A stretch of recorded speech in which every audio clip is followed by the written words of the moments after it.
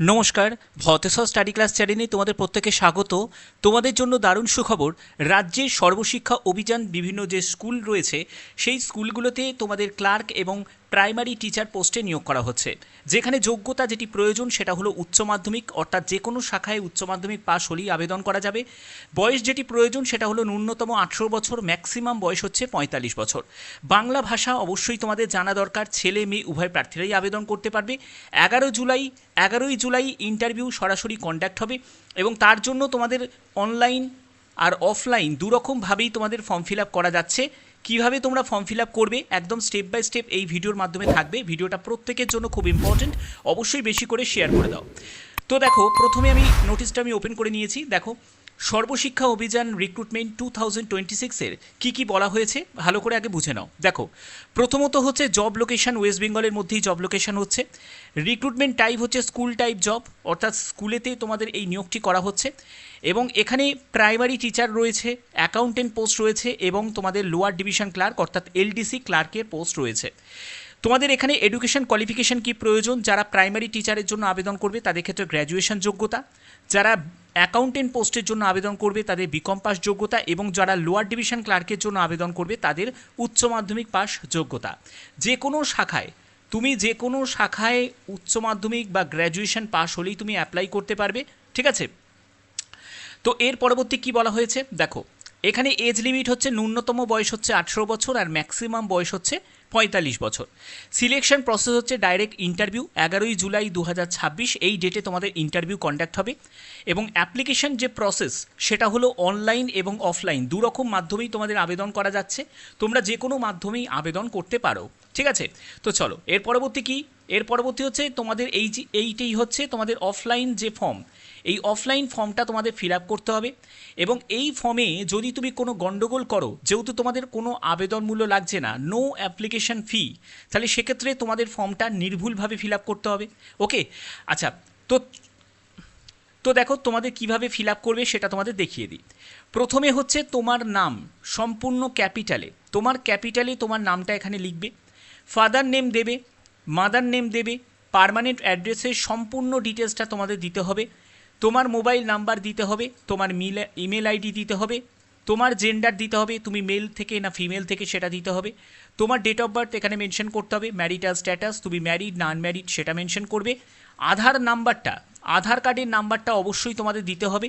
এবার চলে আসছি এডুকেশন কোয়ালিফিকেশন। আচ্ছা, যারা এই ভিডিওটা দেখছো, তোমরা কোন জেলা থেকে এই ভিডিওটা দেখছো অবশ্যই তোমরা প্রত্যেকে তোমার জেলার নামটা অবশ্যই কমেন্টে জানাবে, যাতে তোমাদের কাছে যদি জেলাভিত্তিক কোনো আপডেট থাকে সেই আপডেটটা যাতে পৌঁছে দিতে পারি। এবার দেখো, তোমাদের এডুকেশন কোয়ালিফিকেশন কি প্রয়োজন সেটা হলো উচ্চ মাধ্যমিক পাস থেকে, যেহেতু তোমাদের কোয়ালিফিকেশান স্টার্ট হচ্ছে, তোমরা এখানে মাধ্যমিক থেকেই শুরু করবে, ঠিক আছে? প্রথমেই তুমি মাধ্যমিক দিয়ে দিলে, তারপরে ধরো তুমি উচ্চ মাধ্যমিক দিলে, তারপরে তো যদি তুমি গ্র্যাজুয়েশন দিতে চাও সেটা তুমি দিতে পারো।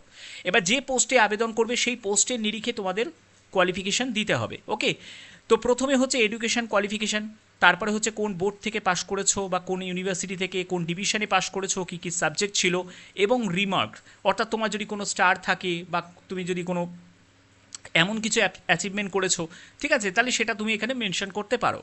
এরপরে হচ্ছে যদি তোমার টিচিং কোনো এক্সপিরিয়েন্স থাকে সেটা দিতে পারো, যদি না থাকে ছেড়ে দেবে। এর পরবর্তী হচ্ছে যে তোমাদের প্রফিসিয়েন্সি ইন কম্পিউটার, যদি তোমার কম্পিউটারে কোনো বেসিক জ্ঞান থাকে, BCK বেসিক কোনো জ্ঞান থাকে সেটা কিন্তু মেনশন করতে পারো। তুমি কি কোর্স করেছো, কি ল্যাঙ্গুয়েজ ছিল, তারপরে কোনো এক্সপিরিয়েন্স যদি থাকে সেটা মেনশন করতে পারো। যদি এগুলো না থাকে তাহলে এগুলো ছেড়ে দেবে, কোনো প্রবলেম কিছু হবে না। আচ্ছা, এর পরবর্তী হচ্ছে proficiency in game and sports, যদি তোমার কোনো এনসিসি বা কো কারিকুলার অ্যাক্টিভিটিস যদি থাকে, স্পোর্টসের ব্যাপারে কোনো অ্যাচিভমেন্ট যদি থাকে সেটা তুমি এখানে মেনশন করতে পারো। যেগুলো তোমাদের এখানে কিছু মেনশন করতে পারবে না, মানে তোমার যদি সেই যোগ্যতা না থাকে তাহলে তুমি এগুলো ছেড়ে দিতে পারো, কোনো অসুবিধা নেই। ওকে, এরপরে হচ্ছে লিগাল ডিক্লারেশনের জায়গা চলে আসছে, যেখানে বলছে যে ডিটেলস অফ এনি, যেটা disciplinary vigilance or criminal case, যদি তোমার এগেনস্টে কোনো ক্রিমিনাল কেস যদি কোনো থাকে তাহলে সেটা তুমি মেনশন করতে পারো, আর যদি না থাকে তাহলে এই জায়গাটা তুমি ছেড়েও দিতে পারো। এছাড়া তুমি এনএ বলে মেনশন করেও দিতে পারো, ঠিক আছে? এরপরে হচ্ছে রেফারেন্স হিসাবে তুমি দুজনের নাম, রিলেশন এগুলো কিন্তু এখানে মেনশন করতে পারো, তার অ্যাড্রেস, কন্ট্যাক্ট ডিটেলস মেনশন করতে পারবে, প্লেস এবং ডেট, এবং এখানে একটি সই করতে হবে। এবার তোমাদের অনলাইনে কিভাবে ফিল আপ করবে আমি সেটাও তোমাদের এবার দেখাই। অনলাইন ফর্ম ফিল আপটা কিন্তু অনেকটাই ইজি ব্যাপার রয়েছে, আমি তোমাদের বুঝিয়ে দিচ্ছি, ভালো করে বুঝে নাও। প্রথমে হচ্ছে যে এই যে দেখতে পাচ্ছ রিক্রুটমেন্ট ফর্ম, তো প্রথমে হচ্ছে তোমার নাম সম্পূর্ণ ক্যাপিটালে, তারপরে তোমার ইমেল আইডি, তারপরে তোমার মোবাইল নাম্বার। তো অবশ্যই যে ইমেল আইডি মোবাইল নাম্বারটা দেবে সেটা যেন অ্যাক্টিভ থাকে, ঠিক আছে, সেটা একবার দেখে নেবে। তারপরে তোমার ডেট অফ বার্থটা দেবে, তুমি কোন পোস্টের জন্য অ্যাপ্লাই করছো সেই পোস্টের নামটা দেবে। যদি তুমি এলডিসি পোস্টের জন্য আবেদন করো তাহলে এলডিসি লিখবে, যদি তুমি প্রাইমারি টিচারের জন্য আবেদন করো প্রাইমারি টিচার লিখবে, যদি তুমি অ্যাকাউন্টেন্ট পোস্টের জন্য আবেদন করো অ্যাকাউন্টেন্ট এখানে টাইপ করে দেবে। এরপরে হচ্ছে এক্সপেক্টেড স্যালারি, এরপরে ম্যারিটাল স্ট্যাটাস হিসাবে তুমি ম্যারিড না আনম্যারিড সেটা তোমাকে এখানে মেনশন করতে হবে, আমি সিলেক্ট করলাম। ওয়ার্ক স্ট্যাটাসের ক্ষেত্রে দেখতে পাচ্ছ যারা ফ্রেশার ক্যান্ডিডেট তারা কিন্তু প্রত্যেকে এলিজিবল, অর্থাৎ তোমার কোনো এক্সপিরিয়েন্সের প্রয়োজন হচ্ছে না। যদি তুমি ফ্রেশার ক্যান্ডিডেট থাকো তারা কিন্তু এখানে এলিজিবল রয়েছে, তো এখানে আমি ফ্রেশার মেনশন করে দিলাম। এরপরে হচ্ছে টোটাল ওয়ার্ক এক্সপিরিয়েন্সে, তো এটা কোনো প্রয়োজন আর থাকছে না। যদিও যদি তোমার এখানে মানে না মেনশন করলে যদি তোমার সাবমিট না নেয় তাহলে তুমি এখানে 0 দিয়ে দেবে, ঠিক আছে, তাহলেই হয়ে যাবে। এরপরে হচ্ছে সবথেকে গুরুত্বপূর্ণ জায়গা হচ্ছে রিজিউম মানে বায়োডাটা, একটা সুন্দর করে বায়োডাটা তৈরি করতে হবে। এবার যদি বায়োডাটা রিলেটেড যদি ভিডিও চাও তাহলে অবশ্যই তোমরা কমেন্ট করো, যদি ম্যাক্সিমাম কমেন্ট আসে, যদি ম্যাক্সিমাম কমেন্ট আসে, আবার বলছি যদি ম্যাক্সিমাম কমেন্ট আসে তাহলে অবশ্যই তোমাদের বায়োডাটা রিলেটেড আমি ভিডিও দেবো। এবং এখানে দেখো তোমাদের পরবর্তী হচ্ছে রিজিউমের ক্ষেত্রে তোমাদের সেই বায়োডাটাটা পিডিএফ ফরম্যাটে তোমাদের এখানে আপলোড করতে হবে, ঠিক আছে। এবার তোমরা প্রত্যেকে যেটা মেনশন করবে, তোমরা তোমাদের জেলার নামটা মেনশন করবে, তোমরা অবশ্যই তোমরা কোন জেলা থেকেই দেখছো তোমার জেলার নাম, এবং বায়োডাটা রিলেটেড ভিডিও চাও তাহলে সেটাও কিন্তু তোমরা মেনশন করবে। অবশ্যই তোমাদের প্রত্যেককে কিন্তু কমেন্ট করবে, কমেন্ট করলে তাহলে তোমাদের আলাদা করে সেই রিলেটেড ভিডিও আমি প্রোভাইড করব। ওকে, এর পরবর্তী হচ্ছে একটা ডেসক্রিপশন বলে একটা অপশান তোমরা দেখতে পাচ্ছ, যদি তোমার কিছু ইনফরমেশান দেওয়ার থাকে তাহলে তোমার সেটা মেনশন করতে পারো, যদি না দেওয়ার থাকে তুমি ছেড়ে দিতে পারো, কারণ এখানে কোনো রেড স্টার নেই। তারপরে তোমরা সিম্পলি সাবমিট করে দেবে। তো এই ছিল তোমাদের এখানে ফর্ম ফিল আপটা। ওকে, বোঝাতে পারলাম। এবার এটা গেল হচ্ছে অনলাইনে।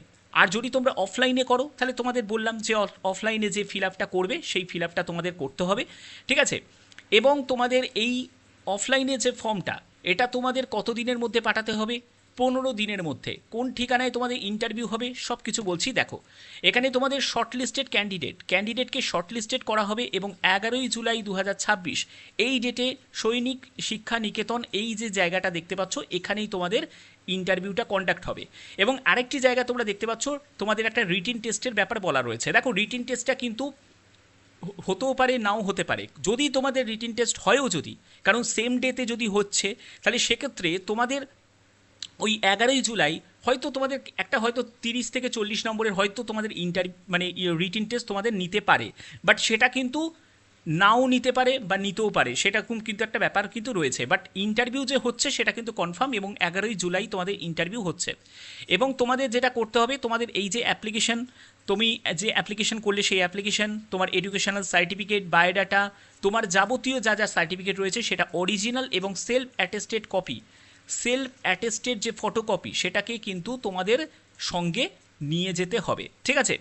এবার তোমরা কোথায় নিয়ে যাবে দেখো, তোমাদের বলছে 15 দিনের মধ্যে, যে ডেটে অ্যাডভার্টাইজমেন্টটা রিলিজ হয়েছে তার 15 দিনের মধ্যেই কিন্তু এটা তোমাদের পাঠাতে হবে। তোমরা চাইলে অফিসিয়াল ওয়েবসাইট থেকেও তোমরা বায়োডাটাটা ফিল করে, যেরকম তোমাদের দেখালাম এই যে অনলাইনে, এখানে বায়োডাটা আপলোড করে তোমরা সাবমিট করেও তোমরা করতে পারো। এছাড়া তোমাদের অফলাইনে যেরকম দেখালাম সেরকম করেও তোমরা করতে পারো, ঠিক আছে। এছাড়া তোমাদের এখানে ইমেল আইডি দেওয়া রয়েছে, সেখানেও তোমরা ইমেল করতে পারো, 15 দিনের মধ্যেই করতে হবে। তো দেখো এবার তোমাদের কোন কোন পোস্ট রয়েছে। প্রথমে হচ্ছে লোয়ার ডিভিশন ক্লার্ক, এবং এই লোয়ার ডিভিশন ক্লার্কের জন্য তোমাদের উচ্চ মাধ্যমিক পাস যোগ্যতা প্রয়োজন এবং কম্পিউটারে বেসিক তোমাদের নলেজ থাকতে হবে। 40টি শব্দ প্রতি মিনিটে ইংলিশে, 30টি শব্দ প্রতি মিনিটে হিন্দিতে, বা তোমাদের 20টি শব্দ প্রতি মিনিটে বাংলাতে, ঠিক আছে। যে কোনো ল্যাঙ্গুয়েজে তুমি টাইপ টেস্ট দিতে পারবে। এবং ডিজারেবল কোয়ালিফিকেশান হিসাবে যদি তোমার ফ্লুয়েন্সি ইংলিশ থাকে তাহলে তুমি অগ্রাধিকার পাবে, বাট না থাকলেও আবেদন করা যাবে। এজ হচ্ছে 18 থেকে 35 বছর, 1 জুলাই 2026 হিসাবে, ঠিক আছে। এবং পরবর্তী যে পোস্ট সেটা হলো অ্যাকাউন্টেন্ট পোস্ট। অ্যাকাউন্টেন্ট পোস্টের জন্য বিকম পাস যোগ্যতা প্রয়োজন। টাইপিং স্পিড টেস্ট তোমাদের থাকতে হবে, 40টি শব্দ প্রতি মিনিটে তোমাদের ইংলিশে টাইপিং স্পিড থাকতে হবে। এবং এখানে দেখো তোমাদের ডিজারেবল কোয়ালিফিকেশান হিসাবে যদি তোমার ট্যালি জানা থাকে তাহলে তুমি অগ্রাধিকার পাবে। এখানে বয়স হচ্ছে ন্যূনতম 18 বছর, ম্যাক্সিমাম হচ্ছে 42 বছর, 1 জুলাই 2026 হিসাবে।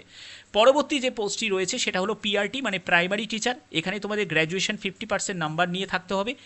উচ্চ মাধ্যমিকে গ্র্যাজুয়েশন থাকতে হবে এবং তোমাদের উচ্চ মাধ্যমিকে 50% নাম্বার থাকতে হবে। ডিএলএড যোগ্যতা থাকতে হবে, যদি থাকে তাহলে অ্যাপ্লাই করা যাবে। এবং এখানে দেখো 21 থেকে 45 বছর, 1 জুন 2026 হিসাবে।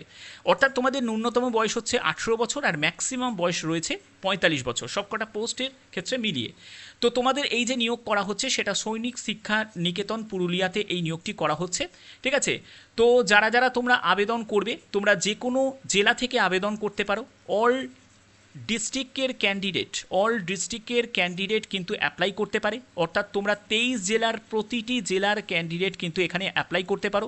এছাড়া তোমরা প্রত্যেকে যারা যারা এই ভিডিওটা দেখছো তোমরা কিন্তু প্রত্যেকে তোমার জেলার নামটা অবশ্যই তোমরা প্রত্যেকে কিন্তু কমেন্টে জানাবে যে কোন জেলা থেকে এই ভিডিওটা দেখছো।